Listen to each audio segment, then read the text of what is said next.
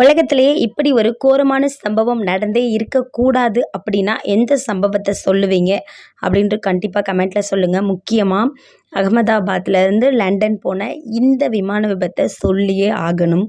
அப்படி ஒரு கோரமான சம்பவம், கோரமான விமான விபத்து அப்படின்னு தான் சொல்லலாம். கடந்த 50 வருஷத்தில் இப்படி ஒரு விமான விபத்து நடந்ததே இல்லை அப்படின்ற ஒரு விஷயத்தையும் சொல்லியிருக்காங்க. ஏர்லைன் அதுக்கான பொறுப்பை ஏற்றுக்கிட்டாங்க. அதாவது இறந்தவங்க குடும்பத்துக்கு ஒவ்வொருத்தவங்களுக்கும் 1 கோடி தரோம் அப்படின்னு சொல்லியிருக்காங்க. அந்த விமானம் போய் மோதின மெடிக்கல் காலேஜோட ஹாஸ்டலையும் நாங்களே கட்டித்தரோம் அப்படின்னும் சொல்லியிருக்காங்க. எந்த ஒரு இழப்புக்கும் பணம் அப்படின்ற ஒரு விஷயம் ஈடு செய்ய முடியாது அப்படின்றத இங்கே இருக்கிறவங்க எப்போ புரிஞ்சுக்க போகிறாங்க அப்படின்றது தெரியலை. எது எப்படி இருந்தாலும் ஒரு அழகான குடும்பத்தோட புகைப்படம் எல்லாரோட நெஞ்சையும் உருக்குனுச்சு அப்படின்னு தான் சொல்லணும். குஜராத்லேருந்து லண்டனில் வேலைக்கு போன ஒரு ஐடி ஊழியர் 6 வருஷமாக லண்டனில் தன்னோட தேவைகளை சுருக்கிக்கிட்டு தன்னோட குடும்பத்துக்காக ஓடுறாரு, உழைக்கிறாரு, சம்பாதிக்கிறாரு, மணி சேவ் பண்ணிகிட்டே இருக்காரு. ஏன் அப்படின்னா தன்னோட மனைவி 3 குழந்தைங்க அவங்க எல்லாரையும் லண்டனில் கொண்டுட்டு வந்து செட்டில் பண்ணுற அளவுக்கு பண வசதி இல்லை.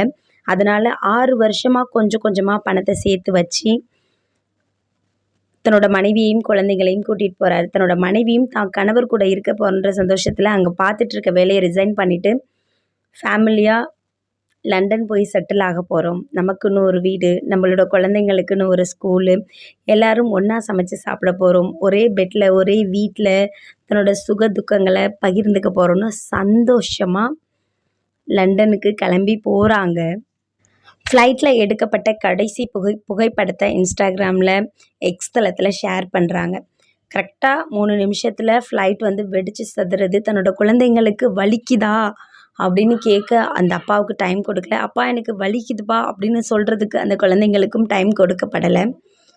ஒரு குடும்பமே கருகி கை இல்லாமல், கால் இல்லாமல், எலும்புகள் கூட இல்லாமல் செதஞ்சு போயிருக்காங்க. இப்படி எத்தனையோ குடும்பங்கள் அந்த ஃப்ளைட்டில் வந்து செதஞ்சு போயிருக்காங்க. இதுக்கு நிறைய டெக்னிக்கல் இஷ்யூ இருக்குது, ஃப்ளைட் வந்து அந்தளவுக்கு பராமரிக்கப்படலை அப்படின்லாம் நிறைய விஷயங்கள் சொல்லி இருந்தாலும் கூட இழப்பீடு தந்து இந்த ப்ராப்ளமை சால்வ் பண்ணலாம் அப்படின்னு கூட இன்னும் சில பேர் நினச்சிட்டு இருந்துகிட்டே தான் இருக்காங்க.